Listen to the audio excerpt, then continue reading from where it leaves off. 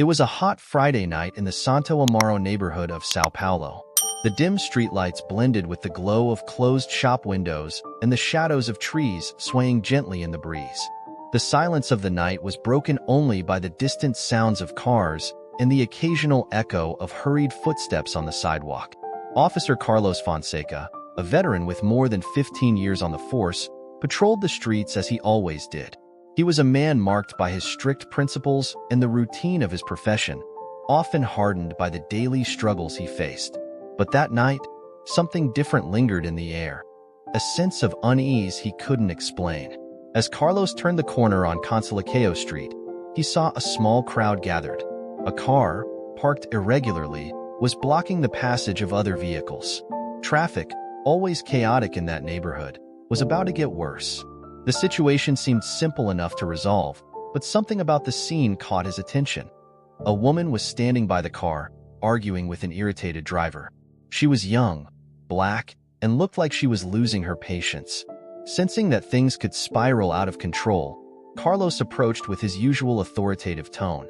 "Ma'am, you need to move the car off the sidewalk now," he ordered, expecting immediate compliance. The woman, who had been arguing with the driver, turned to him with a frustrated look. "I'm trying to sort it out, but can't you see the car has a problem? There's no need to come at me like I'm in the wrong," she snapped, clearly irritated. The woman's defiant tone made Carlos' blood boil. He was used to being respected, not questioned. Feeling his authority challenged, he stepped closer and repeated his command, this time more sternly. "I said move the car now, or you'll have bigger problems." The woman, whose name was Vanessa, crossed her arms and looked at him, showing no signs of giving in to the pressure. "You can't talk to me like that. I'm not a criminal. I'm just a citizen like anyone else. I'm only trying to fix a mechanical issue." The tension in the air rose quickly. The bystanders began to murmur, sensing that the situation was on the verge of exploding. Without thinking twice, Carlos took another step forward, his nerves on edge. Vanessa's sharp words, the heat of the night, and the accumulated stress caused him to lose control. It happened in an instant, a single second of fury. He couldn't hold back. His right hand clenched into a fist, and the punch flew straight to Vanessa's face, knocking her to the ground with a muffled scream. The shock was immediate. The crowd fell silent for a moment, stunned by what had just happened. Carlos, panting, felt the adrenaline coursing through his veins as he watched Vanessa on the ground, clutching her face in obvious pain. But before he could fully process what he had done, a deep, threatening voice emerged from behind him. "Do you realize what you've just done, Fonseca?" the man said, a shadow emerging from the crowd. Carlos turned slowly, his heart racing. Standing before him was Andre, a man he would recognize anywhere. But what made Carlos' blood run cold was the deadly look Andre was giving him. Andre was well known in the city, not just for his imposing presence and rumors of his connections to powerful circles, but for something Carlos could never have imagined. Vanessa was his wife. Andre Alves was a man of quiet, but overwhelming influence. In the behind-the-scenes world of Sao Paulo's power brokers, he was known as the Shadow, someone who never appeared in the headlines but, with a single phone call, could topple politicians, control businesses, and influence judicial decisions. Few knew the true extent of his power, but everyone knew he was not someone to cross. Carlos, who until then had acted on impulse and pride, suddenly found himself frozen with fear. What had seemed like just another night on patrol had turned into a nightmare with a single action. He could hardly believe what he had done. Carlos had heard the rumors about Andre, but had never had a direct encounter with him. Now, facing the husband of the woman he had just assaulted felt like staring into an abyss. Vanessa, still on the ground, was trying to pull herself together as Andre approached her with a calm but dangerous expression. "It's okay, love. I'll handle this now," he said softly, helping her to her feet. The crowd that had been silently watching began to disperse, sensing that something much bigger was happening. No one wanted to be around when the consequences of that night unfolded. Carlos could feel the sweat running down the back of his neck. Every second felt like an eternity. He knew he had made a grave mistake, and worse, he knew the man standing before him was not just anyone. "Fonseca," Andre said, his voice as cold as ice. "Do you have any idea who you just hit?" Carlos opened his mouth to speak, but no words came out.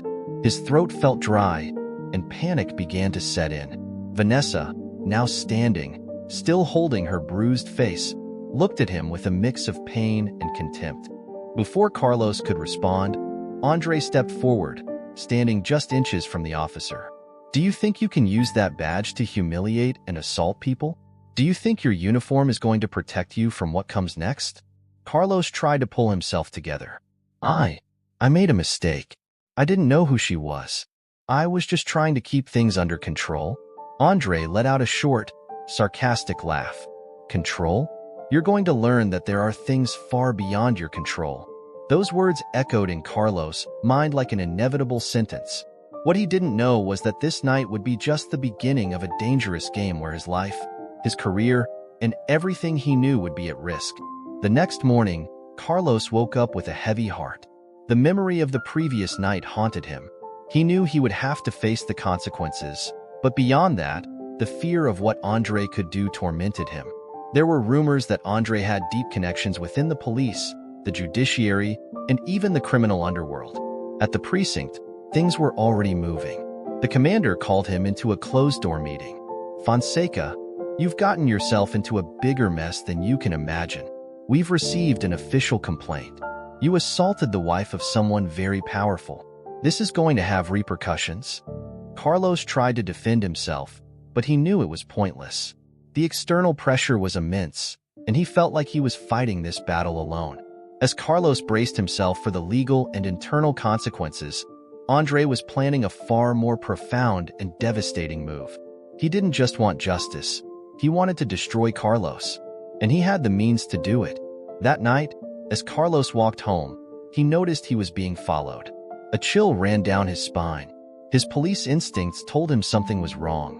When he arrived home, he found a letter slipped under the door with no return address. Opening it, his heart raced. The letter read, "You threw the first punch. Now it's my turn." What was coming next was about to change everything. The morning after he found the threatening letter, Carlos felt like a man on the verge of collapse. He had slept poorly, haunted by the possible consequences of his actions. The weight of the assault on Vanessa was already a burden, but now, with her husband Andre involved, he knew he had crossed a dangerous line. Carlos had always been known as a strict cop, loyal to the rules, but sometimes too impulsive. The punch he'd thrown at Vanessa wasn't just a lapse in judgment. It was the kind of decision that destroys careers and shatters reputations. But that was the least of his problems now. He knew Andre's power extended far beyond public influence. Andre was the type of man who could ruin someone's life quietly, without leaving a trace, and Carlos was already beginning to feel the weight of that threat. At the precinct, things weren't much better. The atmosphere was tense, and his colleagues looked at him strangely, as if he had contracted a contagious disease. The rumor of the assault had spread like wildfire, and everyone knew he had crossed the wrong person. Andre was known within the police force, but not officially. He had never been the target of public investigations, but there were whispers about his connections to judges, politicians, and possibly even the criminal underworld. No sane cop wanted to get involved in that mess. When Carlos was called into the commander's office, he already knew nothing good would come of it. The commander's office, normally a neutral space, now felt like a courtroom. The man behind the desk, known for his firmness, had a look of exhaustion and irritation. The expression that greeted Carlos was one of someone about to deliver a harsh sentence. "Fonseca," the commander began, his voice grave. "You've gotten yourself into something much bigger than any of us could have imagined." Carlos, nervous, responded quickly, "Commander, I know I made a mistake. It was a moment of tension, of impulse, but I'm willing to face the legal consequences. I just didn't know who she was." Who she was? The commander leaned forward, eyes fixed on Carlos. "Do you think knowing or not knowing who she was changes anything now?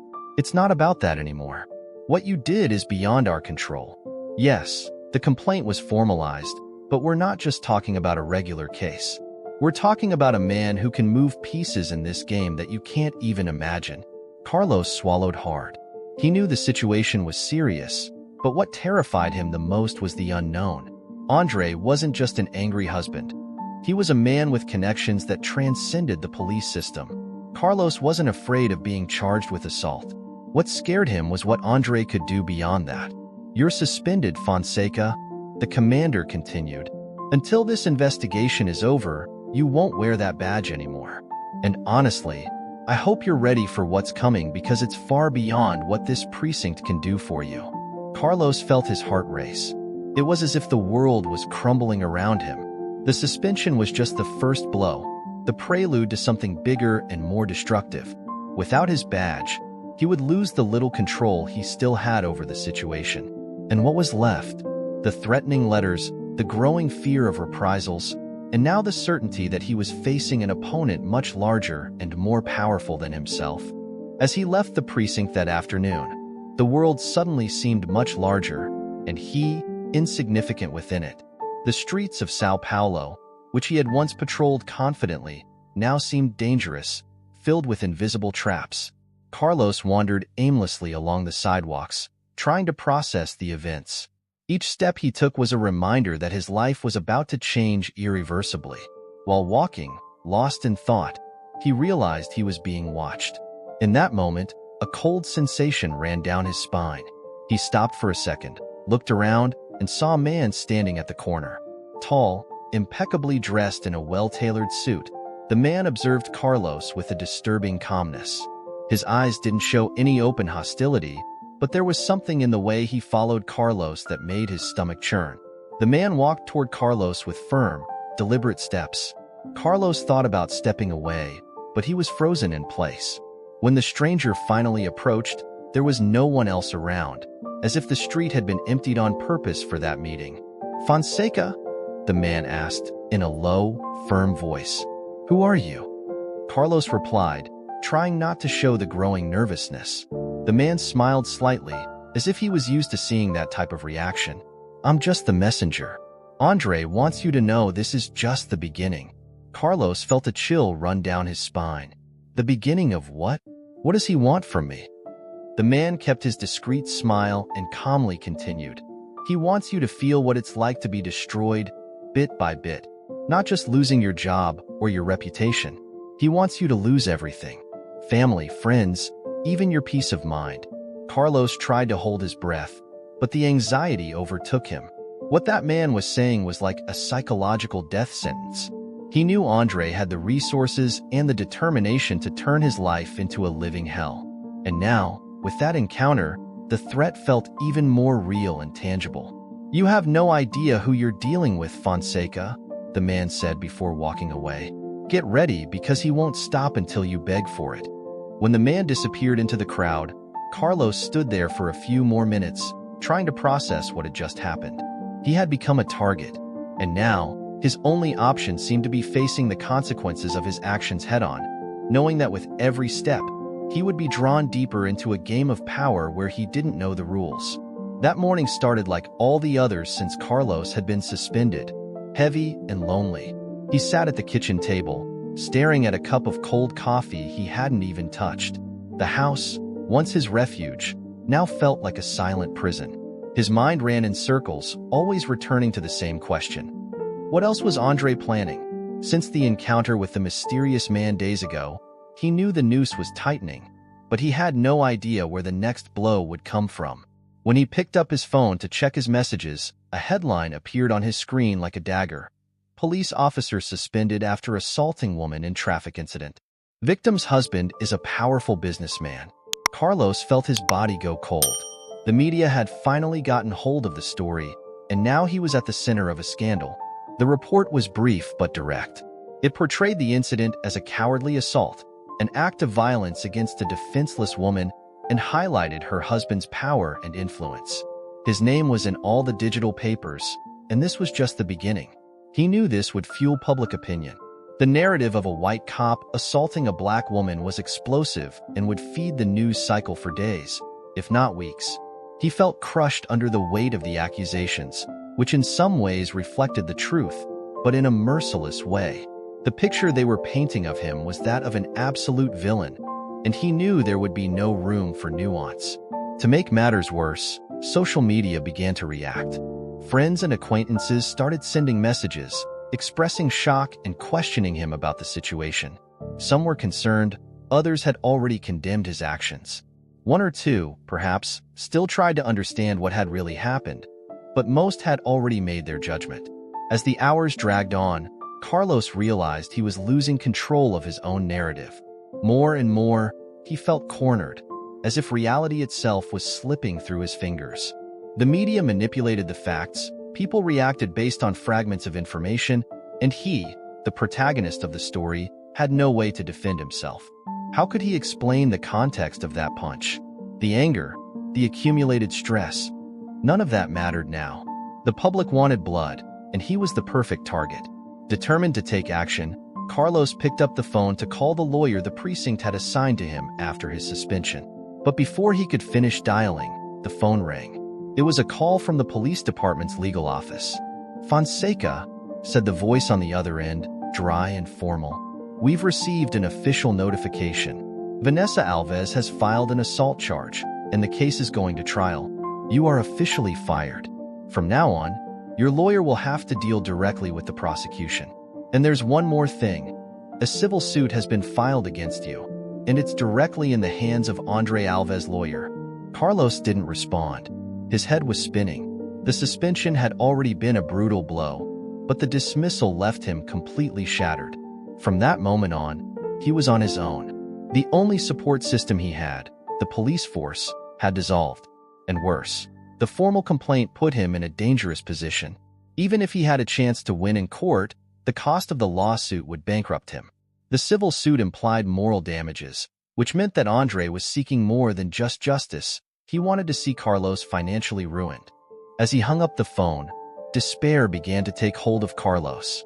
He no longer had a job, no longer had the backing of the police, and now faced a ruthless legal battle that threatened to take everything he had.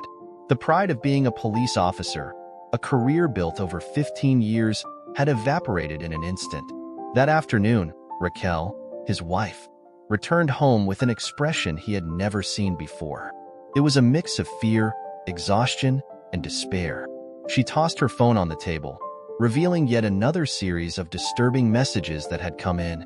There were direct threats, some anonymous, others from acquaintances who were distancing themselves.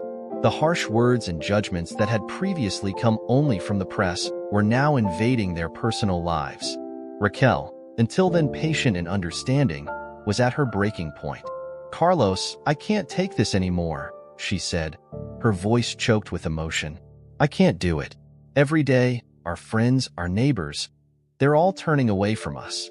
I'm not the one being judged, but it feels like I'm caught in the middle of this too." He tried to approach her, but she took a step back, raising her hand to stop him. "This has gotten out of control. It's not us against the world anymore. Now it's just you, and only you. I won't let our son grow up in this nightmare." Carlos tried to argue, his voice trembling with emotion. "Raquel, you know I'm not the monster they're making me out to be.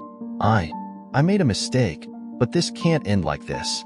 She looked at him with tear-filled eyes, but her expression hardened. "I can't be a part of this anymore. I've already spoken to a lawyer.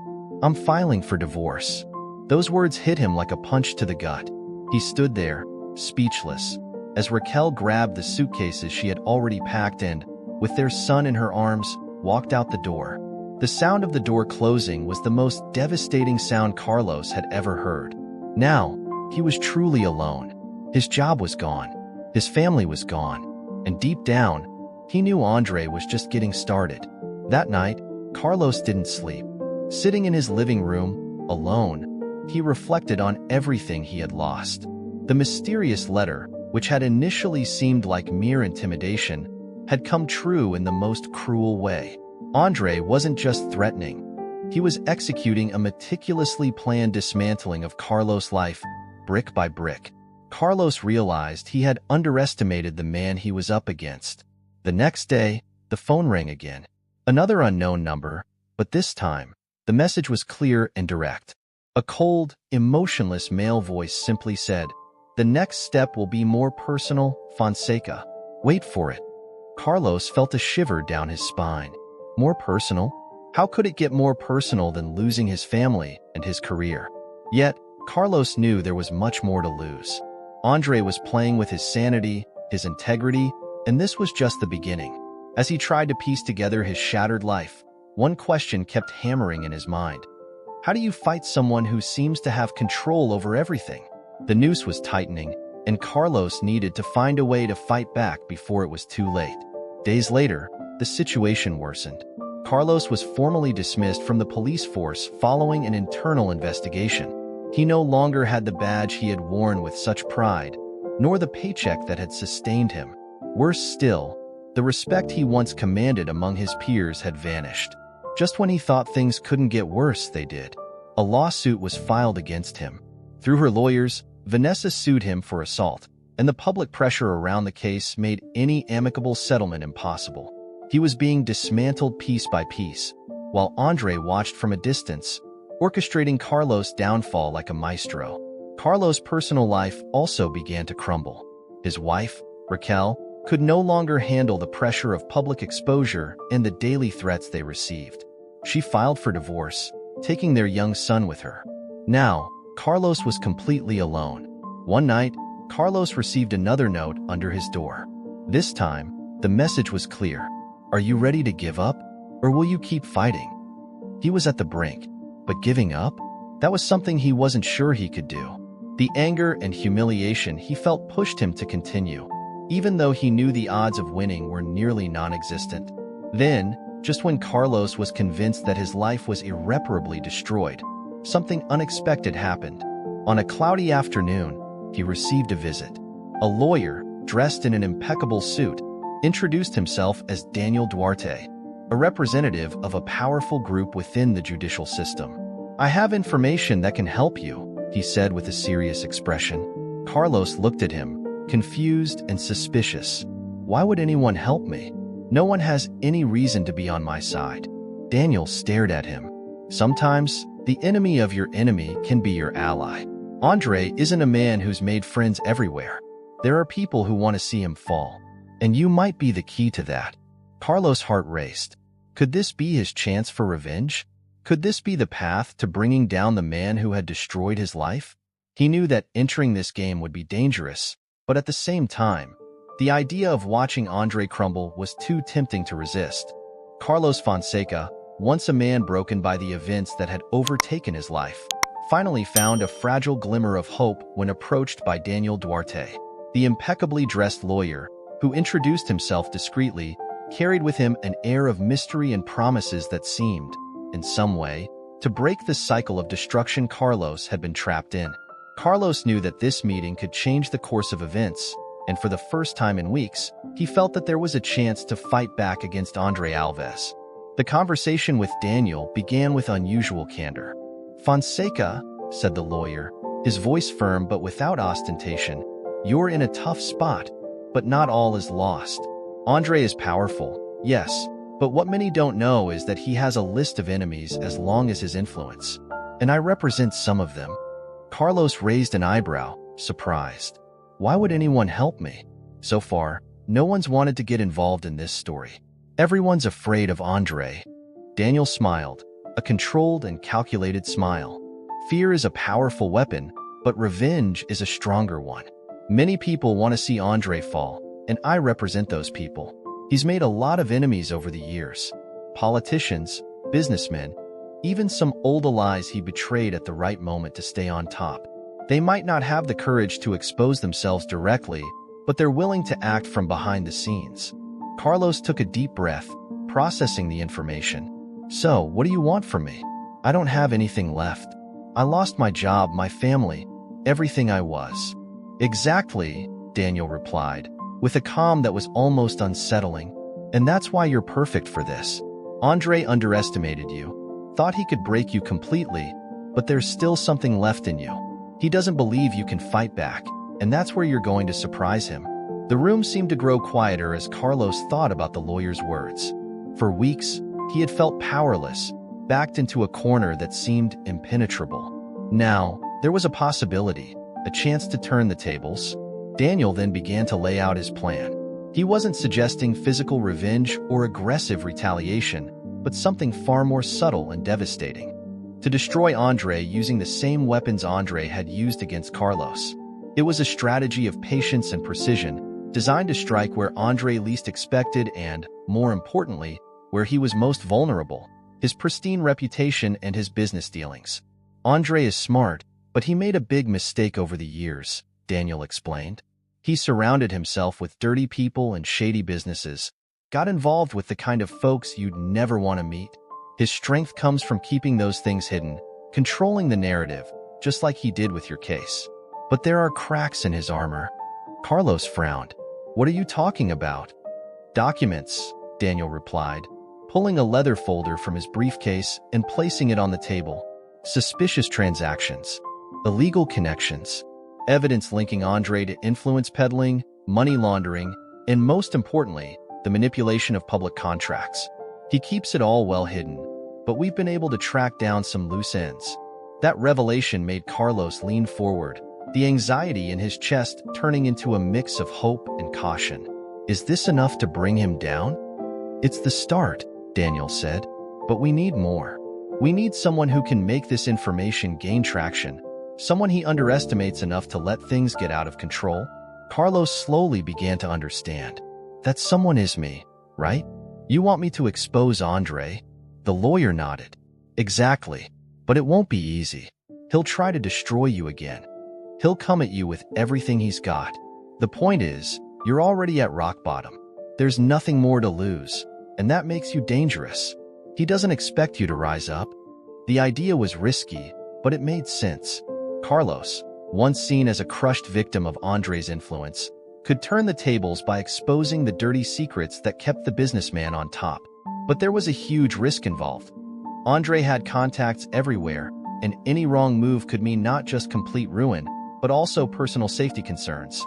With the plan in place, Daniel began instructing Carlos on how to proceed. First, he would need to approach independent journalists, the kind who already suspected Andre but had never had concrete evidence to publish. The mainstream media was largely bought or under Andre's influence, but there were alternative outlets, small publications, and investigative journalists who would love a scandal involving such a prominent figure. Daniel also emphasized the importance of being careful. You're going to act like you don't know anything, he said, gesturing slowly with his hands. We'll let the information leak out in a controlled way, bit by bit. Andre will start to feel the pressure without knowing where it's coming from. He'll try to put out the fires, but it'll be too late. By the time he realizes you're behind it, the damage will be done. Carlos knew he was treading on dangerous ground, but the accumulated anger, the desire for revenge, and the feeling that he could finally do something motivated him. He began contacting the journalists discreetly, using pseudonyms and fake emails, following every step of Daniel's instructions. Every article that surfaced on alternative sites brought a new piece of the puzzle. Small news stories, seemingly disconnected, about fraudulent contracts, questionable transactions, and Andre's shady dealings. Andre, always proud of his untouchable image, began to feel the repercussions. Comments and accusations began to pop up on social media, and while he was still able to silence some major outlets, he couldn't control the smaller ones, which were gaining strength with each new publication. For Andre, it was like facing a plague of small attacks that, together, threatened to devour his public reputation. Meanwhile, Carlos watched from a distance. Every time a new article was published, he felt a small victory, one step closer to redemption. But he knew the real blow was yet to come. Daniel had already gathered what he called the final bomb, documents directly linking Andre to an international corruption network. That night, as Carlos returned to his small apartment, he felt a mix of relief and anxiety. The plan was in motion, but the risk was still real. If Andre found out before the right time, he knew the retaliation would be merciless. But for the first time in a long time, Carlos had the upper hand, a plan, and allies, even if they were invisible. He knew the battle was just beginning, but he also knew that this time, he had a real chance to take down Andre, not just for revenge, but to expose the corruption and free himself from the shadow that had haunted him. When the case was finally brought to the public, the impact was devastating. The evidence against Andre leaked to the press, and his empire began to crumble. Powerful friends, once by his side, started to distance themselves, and he faced investigations for his illegal activities. However, the most satisfying moment for Carlos came when he saw Andre being arrested, his arrogant expression replaced by impotent fury. The man who had destroyed his life was now in the place he deserved, and Carlos felt a bitter victory. But the biggest shock came afterward. In a meeting with Daniel, Carlos discovered that the person who had taken the first step to bring Andre down hadn't been Daniel or even himself. It had been Vanessa. After years of psychological abuse and control, she had secretly started collecting information about her husband's illegal dealings, waiting for a chance to escape his grip. She hadn't just been a victim. She had been the central piece in Andre's downfall, using Carlos as the catalyst for her plan. Vanessa revealed her story in a powerful interview, exposing Andre and gaining the admiration of many. Carlos, now with a new perspective, realized that he wasn't the only one fighting against Andre. Vanessa had also been a prisoner of that man, and now both were free. He had been a pawn in her game, but in the end, they both emerged victorious.